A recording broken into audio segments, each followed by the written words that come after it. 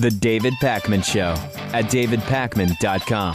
The TSA apparently didn't do a background check on a priest who had been defrocked for molesting girls before they gave him a job doing none other, Lewis, than patting people down in security lines at airports. What do you think? Do they do background checks on anybody? Well, they did at one point. This is actually interesting. He was hired in the rush of a need for agents after the 9/11 attacks, okay? And this was Thomas Harkin, 65 years old, as reported that TSA has confirmed that he had been forced out of the priesthood over allegations that he had sexually abused 2 grade school girls. The TSA took no action because they say, quote, "An allegation alone does not warrant dismissal or automatically disqualify applicants from employment from the TSA."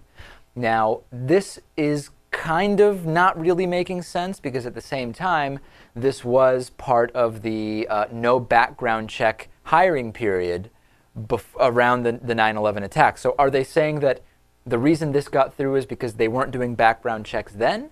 Or that the reason he got through is even if they had done a background check, allegations of sexual misconduct would not disqualify someone? It's not really clear.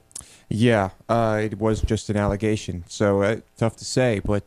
Now, the interesting thing is, why weren't there actual charges or a prosecution? Well, we know why, because there was a church settlement of $195,000 as a civil lawsuit, which of course makes it so that it's kind of hush money. The priest never actually gets prosecuted. He ends up patting down kids for the TSA. Yeah, and the parents let someone do this again for a large sum of money.